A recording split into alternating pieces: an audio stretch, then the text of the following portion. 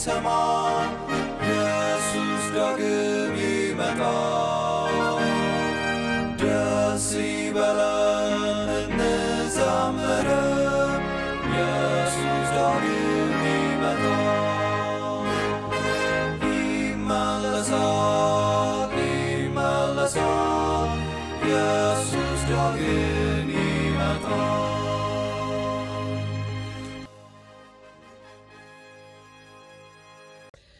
ውድ የጌታ ወገኖች በተለያየ ቦታ ሆናችሁ ይህንን ፕሮግራማችንን የምትከታተሉ ሁሉ የእግዚአብሔርን ጸጋና ሰላም እየተመኘሁላችሁ እንኳን ወደዚህ ወደ ቀን 4 ወደ ጾም የ21 ቀን የጾምና የጸሎት ፕሮግራማችን መጣችሁ እምላችሁ እህታችሁ ውብገነት ቦጋለ ነኝ ከዚህ ከኤድመንተን ካናዳ። ዛሬ ቀን 4ን የምንመለከተው የተጠራና አልፎ የወጣው የሚል ቃል ነው። ርዕሱ የተጠራና አልፎ የወጣው። የዛሬውን የጥናት ክፍል የምንመለከተው በዘፍጥረት 12 ከ1 እስከ 4 ያለውንና በዘፍጥረት 41 ከ38 እስከ 40 ያለውን ነው። በመጀመሪያ እንደተለመደው በቀን 3 ላይ የሰው ልጅ ስልጣኔ ለራሱ ስም ለመገንባት በአንድነት ሲሰራ በመጨረሻም ወደ መደናገርና መበተን ሲያመራ ተመልክተናል። ዛሬ የዛን ታሪክ አሻራ ተከትሎ እግዚአብሔር አንድ አስደናቂ ነገር ሲያደርግ እናያለን። በእርግጥም እግዚአብሔር ለሰው ልጅ የነበረውን እቅዱን ከእነርሱ ጋር አብሮ አልበተነውም።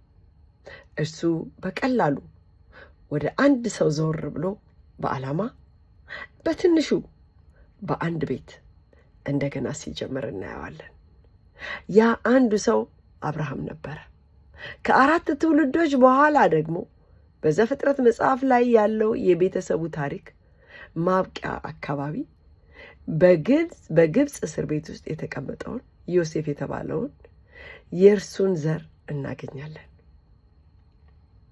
ዮሴፍ መንፈስ ቅዱስ የሚባለውን ቃላት ተምሮም አያውቅም። ነገር ግን የግብፅ ፈርዖን እንኳን ሳይቀር መንፈስ ቅዱስ በእርሱ ላይ እንዳለ ማየት እንችሏል።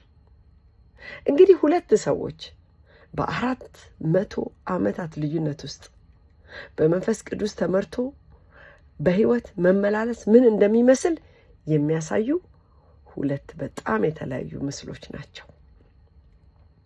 አብርሃምን ስንወስድ እግዚአብሔር አብርሃምን አለው ይላል፣ ከአገርህ ከዘመዶችህ ከአባት ቤት ተለይተህ እኔ ወደ ማሳይ ምድር ውጣ፣ ታላቅ ሕዝብ አደርግሃለሁ፣ እባርክሃለሁ፣ ስምህን አከብራለሁ፣ ለበረከትም ሁን ይለዋል። እንግዲህ ዘፍጥረት 12 1 እና 2 ላይ የቀን 3 ትምህርታችንን የሚያስተጋባውን ይህንን ታሪክ እናስተውል። በባቤል ሰዎች የራሳችንን ስም እናስጠራለን አይደል ያሉት? ስማችንን እናስጠራለን አሉ። እዚህ ጋር ደግሞ እግዚአብሔር ለታዘዘው ለአንዱ ሰው ስምህን አከብረዋለሁ ይለዋል። አንድ ሙሉ ስልጣኔ በኃይል ለራሱ ሊገነባ የሞከረውን ያንኑ ነገር እግዚአብሔር ሁሉንም ነገር ትቶ ለመሄድ ፈቃደኛ ለሆነው ለአንዱ ሰው ያንን ታላቅ ስም በቀላሉና በነፃ ሲሰጠው እናያለን። ሂድ፣ ተለይተህ ሂድ፣ ራስህ ሂድ፣ ብቻህን የሚለው ቃል በዕብራይስጥኛ ሌካ ይባላል። ይህ የተለየ የዕብራይስጥ አባባል ውጣ፣ ሂድ ከሚለው በላይ ነው። አይሁዳውያንን ከረጅም ጊዜ ጀምሮ ራስህ ሂድ ብለው በቃ ብቻህን ሂድ ብለው ነው የሚያነቡት። ወደ ውጭ የተደረገው ጉዞ አብርሃም ወደሚሆንበት ማንነት የተደረገው ጉዞም ነበረ። መታዘዝ ቦታን መቀየር ብቻ አልነበረም፣ ማነጽና መቀረጽም ነበረበት።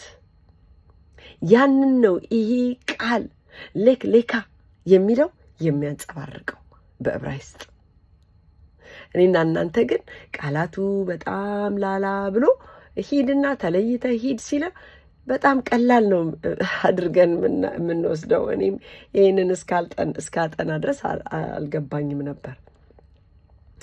መጽሐፍ ቅዱስ በኋላ ስለ ሌሎች እንደሚናገረው መንፈስ ቅዱስ በአብርሃም ላይ ወረደ ብሎ በግልጽ አይናገርም። ነገር ግን በሚቀጥሉት 25 ዓመታት ውስጥ ምን እንደተሸከመው ማስተዋል እንችላለን። በሚጠብቀውና በሕይወቱ ዘመን እንዳሰበው ተፈጽሞ በማያየው የተስፋ ልጅ ሲጠባበቅ የነበረው እርግጠኝነት አይደለም፣ ማስረጃ አይደለም፣ ዋስትና አይደለም። ይልቁንስ አምኖት መጓዙን የቀጠለበት ድምፅ ነው። ይህ ደግሞ የመንፈስ ቅዱስ ሥራ ነው። ሁል ጊዜ ድንቅንና ግዙፍ የሚመስል አይደለም ወገኖቼ። አንዳንዴ ከኛ መጠራጠር በላይ የሚቆይ ጸጥ ያለና ጽናት ያለው አጽናት ያለው ድምፅ ነው። ዮሴፍን ደግሞ ስንመለከት የሚያጸናውና የሚያቆመውን መንፈስ እናያለን። የአብርሃም የልጅ ልጅ ዮሴፍ የሚባል ልጅ ነበረው። ያ እንግዲህ ያዕቆብ ነው አይደለም? የይስሐቅ ልጅ ያዕቆብ ነው። የያዕቆብ ልጅ ደግሞ ዮሴፍ ነው። የዮሴፍ መንገድ ግን የታላቅ አባቱን መንገድ በምንም አይመስልም ነበር። ተስፋውን ይዞ ሁሉንም ትቶ እንዲወጣ የቀረበለት ጥሪ አልነበረም። ይልቁንስ ጉድጓድ፣ የባሪያ ሰንሰለት፣ የሐሰት ክስ፣ የተረሳ የእስር ቤት ክፍል ነበረ። በመጽሐፍ ቅዱስ ውስጥ ያለ ማንም ሰው መንፈስ ቅዱስ ትቶኛል ብሎ ለማመን መብት ያለው ቢኖር ባልሰራው ጥፋት ከግብፅ እስር ቤት የተቀመጠው ዮሴፍ ነበረ። የዘፍጥረት 41:38 ላይ ፈርዖንም ሌሎችን እንዲህ አላቸው ይላል፣ በውኑ የእግዚአብሔር መንፈስ ያለበት እንደዚህ ያለ ሰው እናገኛለን አለ። ይህን ማን እንደተናገረው እስቲ አስተውሉ። ነቢይ አይደለም፣ ካህን አይደለም፣ የአረማውያን ንጉሥ ይህንን የውጭ ሀገር ባሪያን ሲመለከት በእርሱ ዘንድ ሊያስረዳው የሚችል ቴዎሎጂ፣ የሃይማኖት ትምህርት የሌለውን ነገር ግን በዮሴፍ ውስጥ ያንን ያያል። ያንን መንፈስ የእግዚአብሔር መንፈስ ከማለት በስተቀር ሌላ ነገር ማለት አልቻለም። በውኑ የእግዚአብሔር መንፈስ ያለበት እንደዚህ ያለ ሰው እናገኛለን አለ። ዮሴፍ የሚቃጠል ቁጥቋጦ ወይም ድንቅ ጥሪ አልጠየቀም። ይልቁንስ በእርሱ ዘንድ የነበረው መከራ ሊገፈው ያልቻለው የባህሪ ጥራት ነበረ። በጶጢፋራ ቤት ውስጥ ያለ ታማኝነት፣ በእስር ቤት ውስጥ ያለ እምነት፣ በዙፋኑ ፊት ያለ ጥበብ መንፈስ ቅዱስ ከግብፅ አላወጣውም። መንፈስ ቅዱስ በእርሱ ውስጥ አልፎ ከእርሱ ጋር ግን ጸንቶ ኖረ። ታዲያ ይህንን ወደ እኔና ወደ እናንተ ሕይወት ስናመጣው አሁን ይህንን መልእክት የሚያደምጡ ሁለት አይነት ሰዎች አሉ ብዬ አምናለሁ። ሁለቱም ሰዎች ዛሬ ይህንን መስማት ያስፈልጋቸዋል። አንዳንዶቻችሁ እንደ አብርሃም ወደፊት እየተጠራችሁ ነው። ወደ አዲስ ዓመት፣ ወደ አዲስ ትምህርት ቤት፣ ወደ አዲስ የሥራ ድርሻ፣ ወደ አዲስ ዓመት በሚታመነው ድምፅ ላይ ብቻ ተመስርታችሁ የተለመደውን ነገር ወደ ኋላ እንድትተዉ በሚጠይቅ ውሳኔ ውስጥ ናችሁ። አዲስ ዓመት፣ አዲስ ጥሪ የልባችሁን በር እያንኳኳ ሰንበትበት ብሏል። ሌሎቻችሁ ደግሞ ወደ የትም አልተጠራችሁም። ይልቁንስ እንደ ዮሴፍ ባላችሁበት ቦታ ላይ ታማኝ ሆናችሁ በፈተና ውስጥ፣ በመከራችሁ ውስጥ፣ በጨለማ ውስጥ ታማኝ ሆናችሁ እንድትቆዩ እየተጠየቃችሁ ነው። በጉድጓዱ ውስጥ፣ በዝግየታ ውስጥ፣ ማንም ሰው በማይመርጠው ስፍራ ውስጥ፣ ገና ከሁኔታችሁ ጋር ባልደረሰው ተስፋ ላይ እየጠበቃችሁ ነው። ሁለታችሁም ያንኑ ተመሳሳይ መንፈስ ግን ተሸክማችኋል። መንፈስ ቅዱስ አንዳንዶቻችንን ጠርቶ ያወጣናል። ልክ እንደ አብርሃም ሌሎቻችንን ደግሞ በመከራችን ውስጥ አጽንቶ ያቆመናል። ልክ እንደ ዮሴፍ። ሁለቱም ከሌላው ያነሰ የሥራ ድርሻ አይደሉም ወገኖቼ። ስለዚህ በክርስቶስ አዲስ መሆን ማለት በዚህ ውስጥ ምንድን ነው? ጳውሎስ ለአብርሃም የሰጠው ተስፋ የመጨረሻውን አሜን እሺ የሚያገኘው በአንዱ በተወሰነው ዘር ውስጥ ነው ይለናል። እርሱም ጌታ ክርስቶስ ኢየሱስ ነው። ገላትያን 3:16። የዮሴፍ ሕይወት መንገድ ደግሞ በገዛ ወንድሞቹ መሸጡ፣ ወደ ውርደት መውረዱ እና የሸጡትን ሰዎች ለማዳን ከፍ ከፍ ማለቱ ከረጅም ጊዜ ጀምሮ የተናቁትን ለማዳን የተሸጠውን የተዋረደውን እና ከፍ ከፍ ያለውን የጌታ ኢየሱስን ሕያው ምስል የሚያሳየን እንደሆነ መጽሐፍ ቅዱስ ይነግረናል። እግዚአብሔር እንደ አብርሃም ጠርቶ ቢያወጣንም ወይንም እንደ ዮሴፍ አጽንቶ ቢያቆመንም ሁለቱም መንገዶች የሚያደርሱት ወደ አንድ ቦታ ነው። ሁለቱንም መንገድ ወደ ሄደው ወደ ጌታ ኢየሱስ ክርስቶስ ነው። ሃሌሉያ።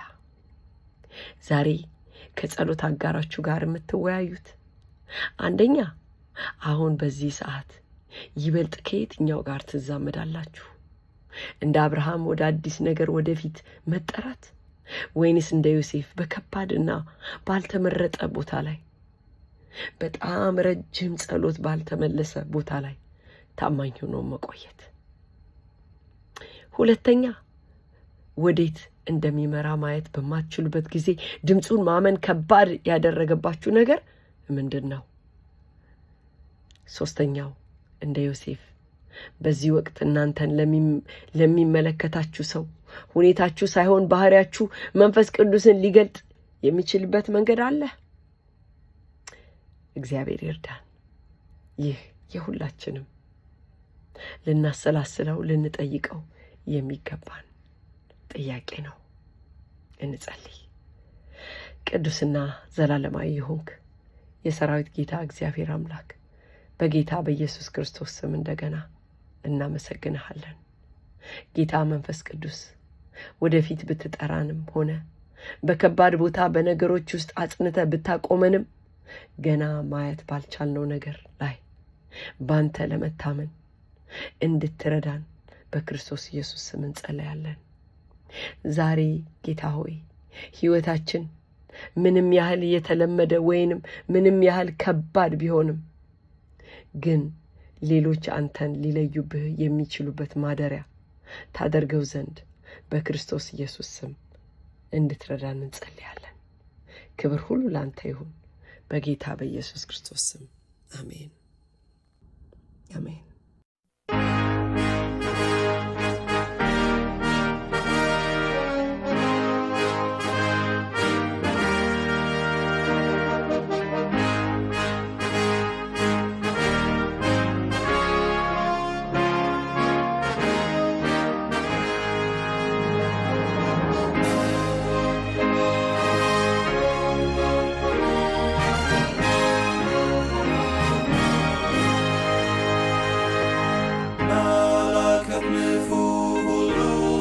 ሰማ ኢየሱስ ዳግም ይመጣል። ደስ ይበለን እንዘምር፣ ኢየሱስ ዳግም ይመጣል። ይመለሳል፣ ይመለሳል፣ ኢየሱስ ዳግም ይመጣል። ተራሮቹ ኢየሱስ ዳግም ይመጣል። ኢየሱስ ይመጣል በክብር ዙፋን። ኢየሱስ ዳግም ይመጣል። ይመለሳል፣ ይመለሳል፣ ኢየሱስ ዳግም ይመጣል። ፍጥረቱ ሁሉ ይናገረናል፣ ኢየሱስ ዳግም ይመጣል። እስከ ባህር ዳር ሁሉ ያየዋል፣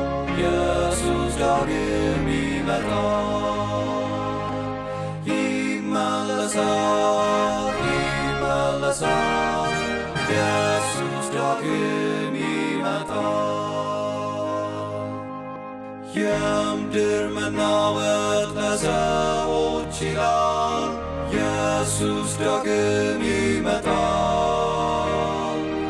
አውሎ ነፋስም ያስታውቀናል፣ ኢየሱስ ዳግም ይመጣል።